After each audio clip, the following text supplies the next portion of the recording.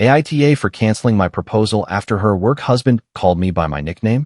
My name is Luke, I'm 29, and I was about 2 weeks away from asking my girlfriend of 4 years to marry me. I work in project coordination for a construction management firm, which sounds more impressive than it feels when half my day is chasing permits and pretending coffee counts as lunch. My girlfriend, Megan, had just gotten promoted at her company. For a while, it felt like our whole life was lining up. House tours on Saturdays, family group texts about when it would finally happen, Costco runs that somehow always turned into arguments about storage space, and a small velvet ring box hidden inside an old running shoe she never touched. I wasn't planning some big public proposal. No restaurant applause. No jumbotron. No photographer hiding behind a tree. Megan had a company holiday dinner coming up at a rooftop restaurant downtown, and her manager was going to announce her promotion during the speeches. My plan was simple. I would show up, be supportive, let her have her night, then take her for a walk by the river afterward and ask her privately under the holiday lights. I thought it would be perfect because it would be tied to a moment where she felt proud of herself. I wanted her to remember that night as the one where everything she had worked for started paying off. That was before Aaron called her Megsy across a dinner table full of her coworkers. Aaron was not new. He had been in the background of our relationship for almost 1 year, at first as just a name in Megan's work stories. Aaron said this in the meeting. Aaron found a mistake in the client deck. Aaron got stuck with the worst hotel room on the Denver trip. Aaron knew which senior director was secretly impossible. It was all normal work stuff. Then, after a major client project, he became her work husband. The first time Megan said it, I laughed because I thought that was what I was supposed to do. She came home late, dropped her laptop bag by the door beside our usual pile of Amazon boxes, and said she would have actually cried if Aaron, her work husband, hadn't caught a spreadsheet issue that day. I asked her what she had just called him. She grinned while kicking off her heels and told me it was just an office joke and that I needed to relax. At first, I did relax. People say silly things at work. I've heard people call their favorite project manager their work mom, and nobody is trying to make it weird. But the joke didn't stay a joke. It became a label she repeated like it was part of her personality. If Aaron texted during dinner, she smiled before she even picked up her phone. If he called after 9 p.m., she stepped onto the balcony, even in the cold, and shut the sliding door behind her. When I asked what was so urgent, she would come back in rubbing her arms and say that I wouldn't get it because it was just office stuff. That phrase started showing up a lot. You wouldn't get it. He understands the context. You're making it about you. I tried to bring it up carefully. I really did. One night in October, we were eating Thai spicy noodles on the couch, and her phone lit up 3 times in a row with Aaron's name while we were watching a show we had both claimed we wanted to finish. She paused the episode, answered him, laughed at something, and typed for almost 1 full minute. I asked her why Aaron needed her this much outside of work. She didn't even look up and told me that he didn't need her. They were just friends. I told her I wasn't saying she couldn't have friends. She replied that I kind of was. I clarified that I was asking why her coworker knew things she didn't tell me anymore. That got her attention. She put the phone down face up on her thigh, which somehow felt more pointed than if she had hidden it. She told me she needed a partner who trusted her, not someone who audited her friendships. I remember staring at the coffee table, at the 2 plastic containers of takeout, and the little receipt Megan had tossed between them. I felt myself getting smaller in my own living room. I told her I wasn't auditing her. She said I was acting like a jealous college boyfriend. I hated that because it worked. It made me feel childish. I had always been proud of not being that guy. I didn't check phones. I didn't tell her what to wear. I didn't freak out when she traveled for work. So when she framed my discomfort as insecurity, I backed off because I didn't want to prove her right. The pattern got worse after that. Megan started changing outfits before work dinners. It wasn't just a quick sweater swap. It was a full mirror routine. Different earrings. Lipstick she almost never wore when we went out. When I noticed, she told me it was a client dinner and she was allowed to look nice professionally. She wasn't wrong, technically. That was the hard part. Every single thing had an innocent explanation if I looked at it alone. Late night messages, a big project, balcony calls, sensitive client drama. Aaron knowing her cocktail order. They traveled together. Aaron teasing her about stress dreams. She mentioned it at work.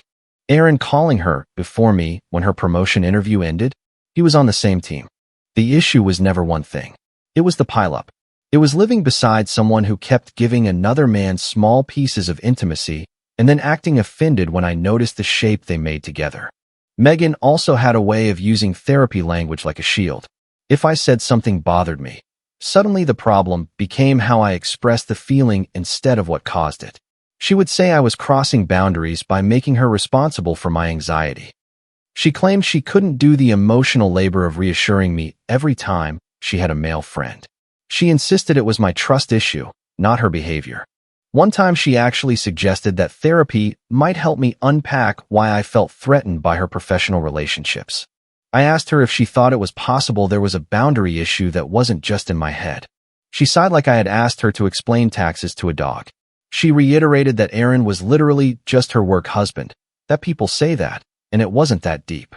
After a while, I stopped asking questions because every question turned into an apology from me. And then I bought the ring anyway. That sounds ridiculous now. I know it does. But at the time, I thought we were in a rough stretch before a bigger commitment. Couples get tense before engagements. People panic about the future. Megan had been working long hours, and I told myself I was being too sensitive because I missed having more of her attention. I also loved her. That's the simple, stupid part. I loved the version of her who danced barefoot in our kitchen while making boxed mac and cheese after a 12-hour workday. I loved the way she labeled our shared Google Calendar with little emojis. I loved that she always remembered my mom's birthday before I did. I loved the life I thought we were building, with our house savings spreadsheet and arguments about whether expensive parking was worth it. At the jewelry store, the woman behind the counter asked if I knew her style. I almost laughed. I knew Megan's coffee order, her ring size, her allergy to hazelnut, and the exact face she made when a server asked if Pepsi was okay instead of Coke. Apparently, I did not know her boundaries. I chose a simple oval diamond on a thin gold band because Megan had once said flashy rings made her hands look weird. I put it on a payment plan, took the tiny velvet box home, and hid it inside an old running shoe in the back of the closet. Megan hated those shoes and had begged me to throw them out twice, so I figured it was the safest place in the apartment. The holiday party invitation came the next week.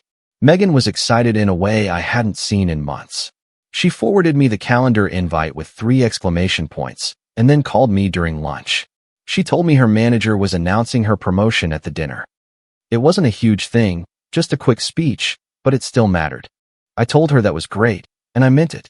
She asked if I was coming, and I said of course. There was a small pause. She asked me to please just be normal that night.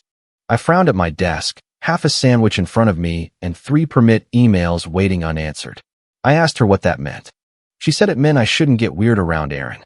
There it was again, preemptive blame. Like the problem wasn't anything Aaron had done. The problem was how I might react to it. I told her I would be supportive. She said good, because it mattered to her. I remember thinking normal meant supportive. I didn't know it meant quiet. The night of the party, Chicago was doing that December thing where the cold feels personal. Megan wore a dark green satin dress and spent 20 minutes deciding between 2 coats while I stood by the door with my tie slightly crooked. She fixed it without looking me in the eye because she was reading a text. I asked if it was Aaron before I could stop myself. Her fingers froze on my tie. She said my name as a warning. I apologized. She went back to adjusting the knot and told me not to start. I put my hand in my jacket pocket and felt the ring box there, hard and square against my ribs. I had moved it from the shoe right before we left. The plan was still alive then. I told myself the night could be a reset. I could meet Aaron, see that he was just a coworker, and finally stop feeling crazy. We took a rideshare downtown. Megan checked her makeup in her phone camera twice. I watched holiday lights smear across the car window and rehearsed the proposal in my head. Nothing dramatic. Just a simple reminder that I was proud of her and wanted to keep building our life together.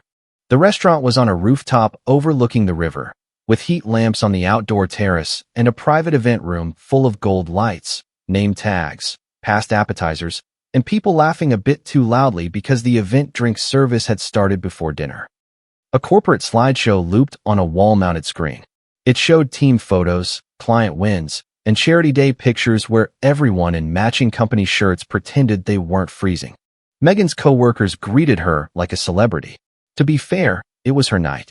People hugged her, complimented her dress, and told her the promotion was overdue.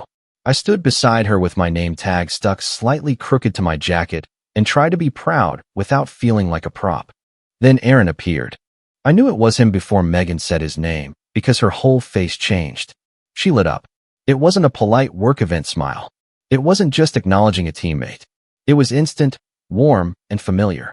Aaron was taller than me, annoyingly good-looking in a casual way, with the kind of confidence that comes from assuming every room has a spot saved for you. He came straight toward Megan and hugged her with one arm around her waist, not her shoulders. His hand landed low on her side like it had been there before. He said her name, drawing it out like a private joke. She laughed and pulled back, but not quickly. Then he looked at me. He smiled and said he was finally meeting the famous Luke. His tone was friendly. That was what made it worse. There was nothing obvious to call out. No insult. No challenge. Just a slight edge, like I was a guest star in a show he had been watching for months. I shook his hand and said I had heard a lot about him. He hoped it was only the good stuff. Megan laughed too hard and told him not to scare me. Aaron grinned at her and said he would never do that. I felt my face settle into whatever expression I make when I'm trying not to react. Megan leaned toward me and whispered under her breath, telling me not to make that face. I hadn't said one word about being uncomfortable. Not one. Dinner made everything worse in slow motion. At the table, Aaron somehow ended up across from Megan and one seat over from me. A woman named Priya sat across from me, friendly and already well into her second glass of wine. Dana, Megan's manager, sat near the end of the table, doing that manager thing where she laughed at everything but kept scanning the room like she was counting liabilities. When a server came around for drinks, Aaron answered before Megan did. He confidently ordered her the gin cocktail with no rosemary garnish because it gave her a headache. Megan looked surprised for half a second, then smiled, agreeing that he was actually right. I knew about the rosemary too. That wasn't the point. The point was how naturally he said it, and how naturally she let him. A coworker squeezed behind us looking for a seat and apologized, saying they thought Aaron was saving that spot for Megan. Another guy laughed from down the table, joking that they shouldn't separate the office spouses because it was bad luck. Megan rolled her eyes in this performative way, like she was embarrassed by a joke she secretly liked. She told them to stop, but she was smiling. Aaron raised both hands and joked to HR that he was innocent. Everybody laughed. I took a sip of water and told myself not to be the boyfriend who couldn't survive office banter. Then Aaron started answering questions meant for Megan. Someone asked how she felt about stepping into the new role, and he said she was ready because she had basically been doing the job for 3 months. Someone asked if she was nervous about the client presentation in January, and he said it was only because she had stressed dreams. I looked at Megan and asked about the stressed dreams. She blinked like she forgot I was there and brushed it off as just silly dreams about forgetting slides. Aaron leaned back, laughing. He said his favorite was the one where her manager turned into her high school principal. I had never heard that story. That kept happening. Small things. Aaron knew which dessert she hated. He knew she always requested rooms away from elevators at hotels. He knew she kept emergency flats in her work bag because heels made her cranky by 4 p.m. He knew the Nashville story before I did. That was the story that cracked everything open. We were between dinner and dessert when Aaron leaned across the table and told Megsy to tell me about the Nashville disaster. My hand went straight to the pocket with the ring, like my body was checking whether I was still stupid enough to carry it. Megsy. That was my name for her. Or I thought it was. It started in our second year together on a random Sunday night. We were cooking dinner barefoot in our apartment. I called her Megsy without thinking, and she made this face, half annoyed and half soft. She told me she usually hated that name, but for me, it was okay. I had asked why. She said it was because it sounded like I meant it when I said it. I had used it only in private ever since. Not in front of friends. Not in front of family. Never at work events. It felt like one of those tiny couple things nobody else even knows exists. Aaron said it like he had been saying it forever. I looked at Megan, waiting for her to correct him. Waiting for anything. A flinch. A firm request not to call her that. Even a glance at me. Instead, she blushed and told him, oh my goodness, not to call her that here. Not a boundary. Not a correction. Just a request not to do it at that specific moment. Priya laughed and commented that the two of them basically acted married already. The table laughed. Not cruelly, exactly. That almost made it worse. It was casual, normal, like they had all said some version of it 100 times. Aaron smirked and reached for his drink. Megan looked down at her napkin, smiling like she was embarrassed but not surprised. I realized I wasn't discovering a secret. I was the last person invited to the joke. My chest felt hot, then cold. I could hear people talking, silverware clinking, music playing too quietly through hidden speakers. I could feel the ring box pressing against my ribs like a bruise. I excused myself for a second and stood up. Megan looked up quickly and asked where I was going. I told her I was going to the restroom. Her eyes narrowed, just a little. She said my name as a warning again. I didn't answer. I walked out of the private room, past the coat check, and stopped near the elevators where the party noise became a muffled buzz behind the wall. I didn't go to the restroom. I just stood there and tried to breathe. My phone was in my hand before I knew what I was doing. I wasn't looking for proof. I think I just needed something solid to focus on because everything in my head felt like it was sliding out of place. That was when I saw an email notification from our shared apartment inbox. We used it for rent receipts, utilities, lease documents, and boring couple administration. Months earlier, Megan had used it for a hotel rewards account because she said it was easier for travel reimbursements. She had apparently forgotten the statements still forwarded there. The subject line had the hotel brand and a November activity statement. I opened it. I don't know why. Maybe because Nashville was still ringing in my ears. There it was, buried in a rewards summary from months back. A Nashville stay. 2 nights. The exact same dates as the conference Megan had told me was exhausting and packed with group dinners. A restaurant charge listed through the hotel rewards portal from a steakhouse 2 blocks away from the conference hotel. That alone wasn't proof of a physical relationship. I'm not pretending it was. But it was proof of a serious lie. Because on that same night, Megan had texted me saying she was dead tired, skipping dinner, and going to bed early. I remembered it because I had been disappointed and then felt guilty for being disappointed. I had texted back wishing her well and telling her to sleep well. I stood in that hallway and scrolled through old messages with my thumb shaking. There were other things I had noticed before and talked myself out of caring about. Calendar overlaps. A hotel confirmation she had forwarded to me once by accident and then blamed on an administrative mix-up. A payment request from Aaron for a Nash rescue mission with a steak emoji. A social media photo from a coworker's post where Aaron's hand rested on Megan's lower back while everyone else was doing normal group photo poses. I had spent months looking for one smoking gun. What I found was worse. It was a clear pattern. And the most humiliating part was that I had been carrying a ring through all of it. I texted my sister Emily. I told her I needed her to talk me out of doing something stupid.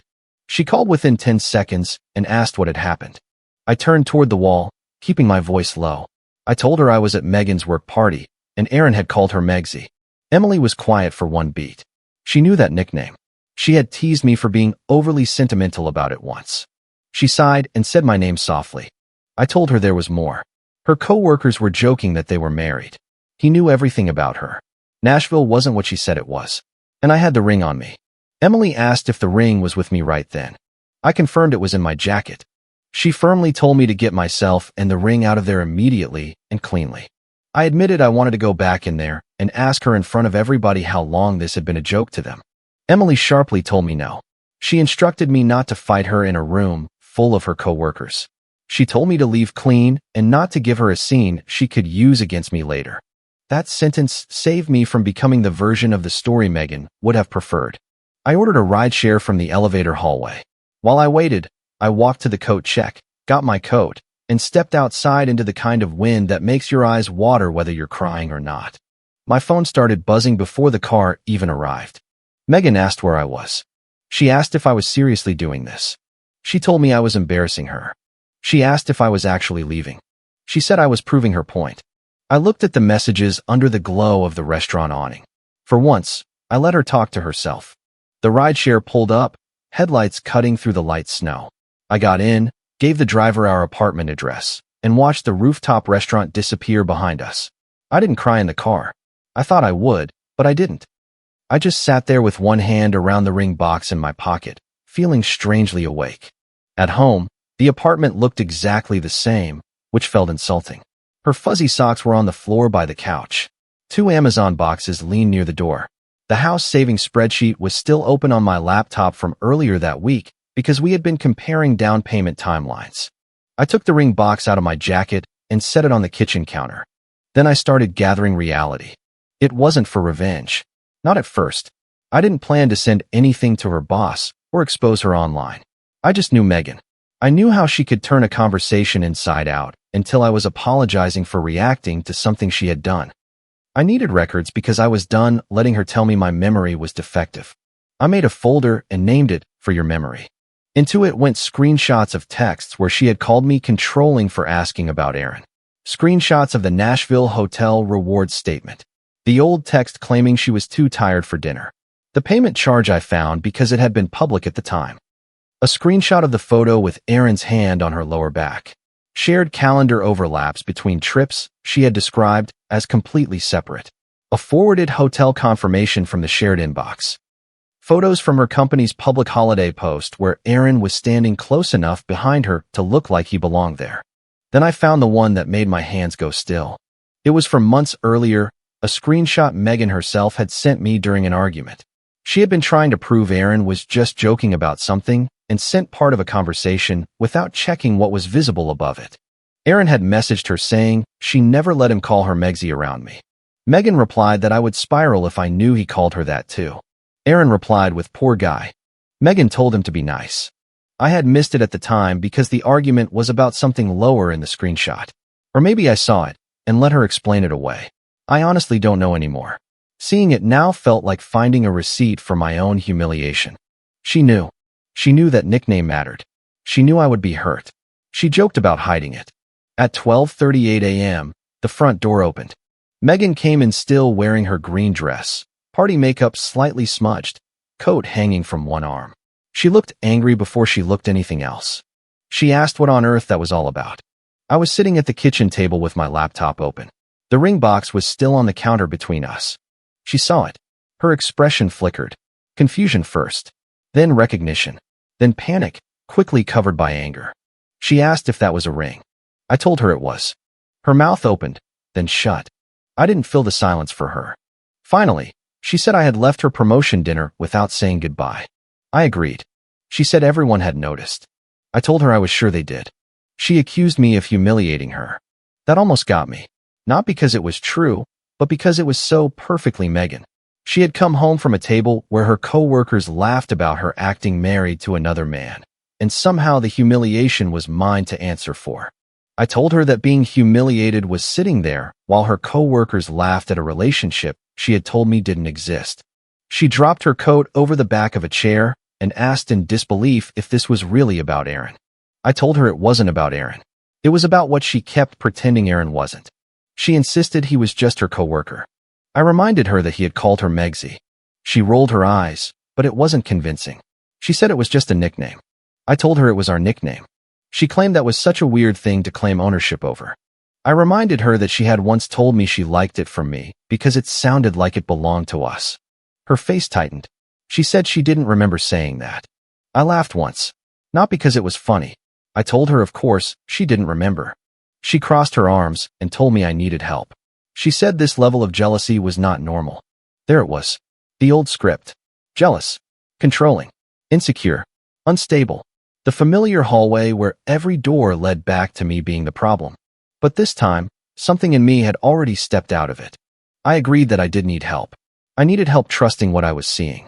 She stared at me like she didn't recognize my tone. I turned the laptop around and sent the folder link to her phone. Her phone buzzed on the table. She looked down. She asked what it was. I told her it was for her memory. She picked up the phone, annoyed, and asked if I had collected evidence. She called it insane. I corrected her. I told her I had collected reality because she kept telling me mine was wrong. She opened the folder. At first, she scrolled fast, like she expected nonsense. Then her thumb slowed. Her face changed when she saw the Nashville receipt. It changed again at the hotel statement. Then she got to the screenshot. She read the part about how I would spiral if I knew he called her that too.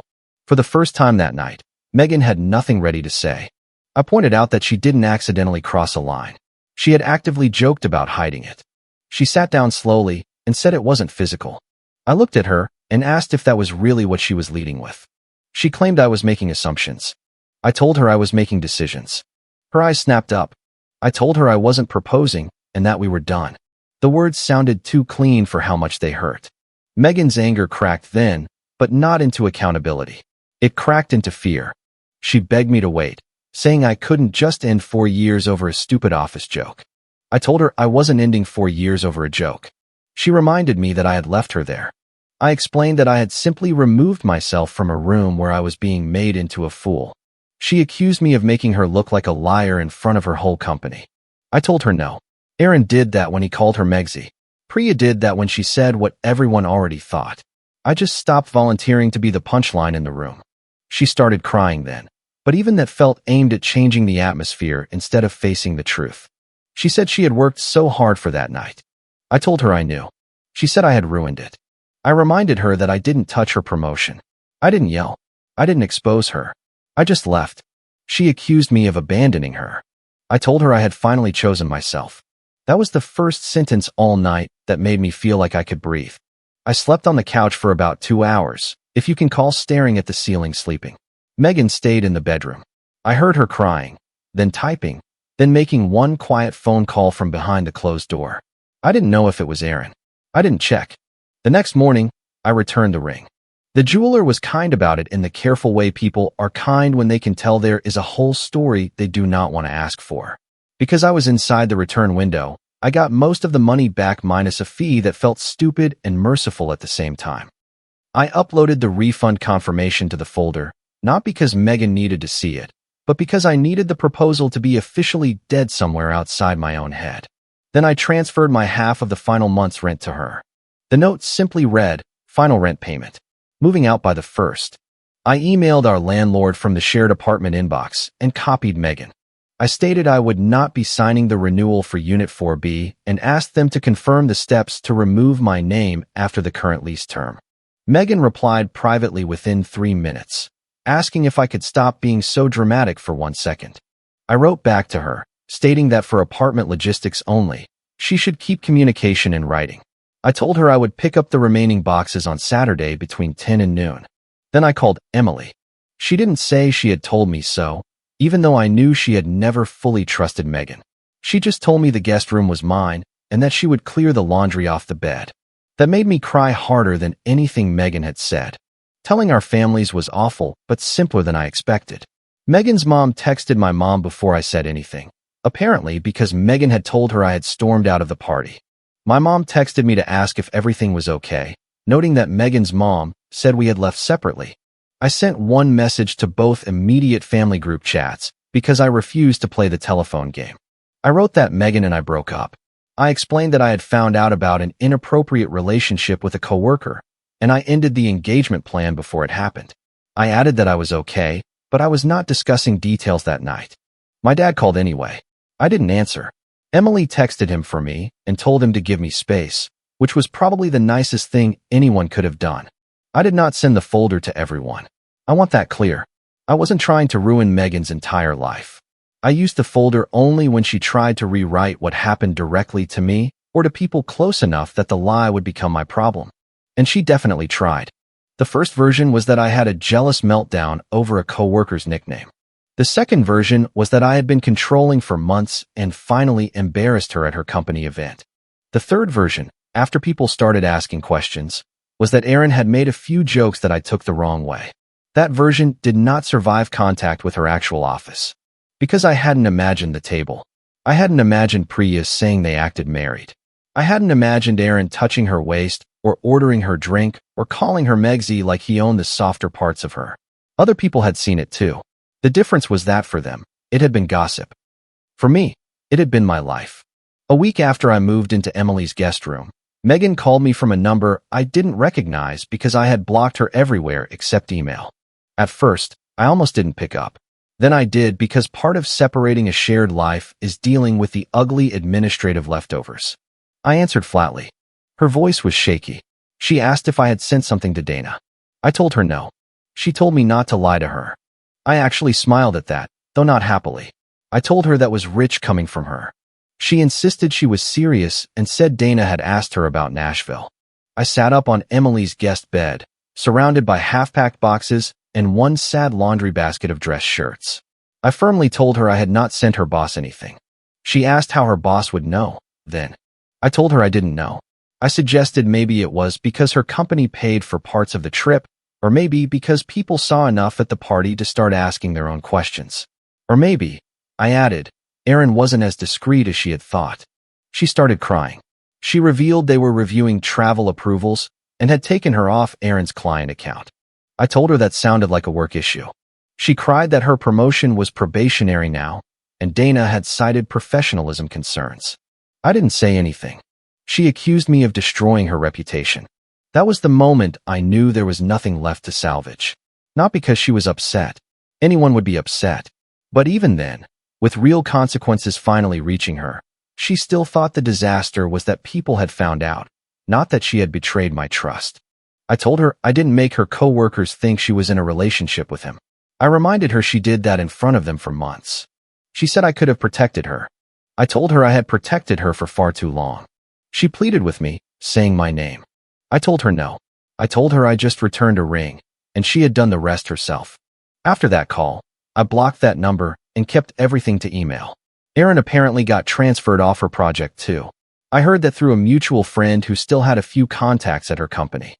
Erin started telling people I was unstable, which only made people more interested in what had actually happened. Priya, from what I heard, felt terrible and told someone she hadn't realized I was completely in the dark about how bad the office jokes had gotten. I didn't blame Priya. Honestly, her careless comment did me a favor. She said out loud what everyone else had normalized. Moving out was not cinematic. It was miserable and highly practical. I packed books in grocery store boxes Emily had grabbed from a place near her apartment.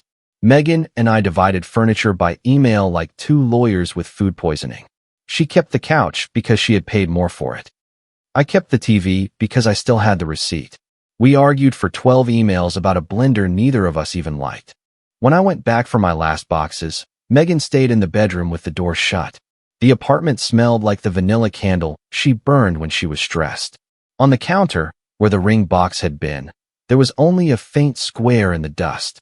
I took my winter gloves, my old running shoes, and the framed photo from our trip to Door County because I didn't trust myself to leave it there and wonder later if she threw it away. Then I locked the door behind me and dropped my key in the landlord's office mailbox. With part of the ring refund, I put a deposit on a smaller apartment on the north side. It had old cabinets, loud radiators, and a view of a brick wall if you leaned left.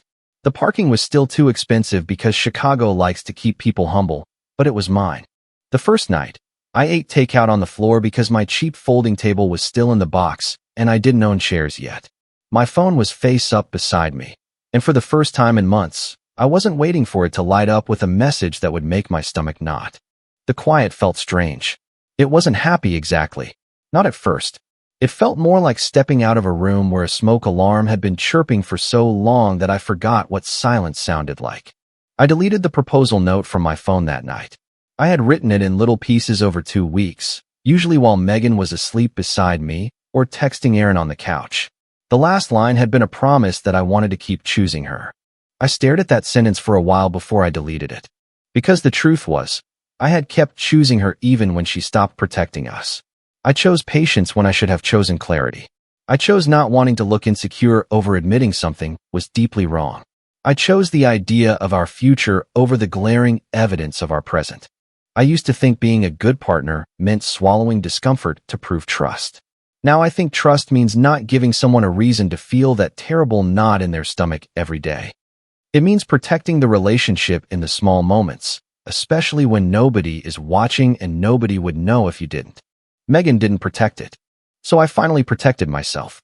I don't think I canceled a proposal over a nickname. I think a nickname saved me from proposing to someone who had already made me a punchline. If you liked it, don't forget to leave a comment and support the channel by subscribing. See you in the upcoming stories.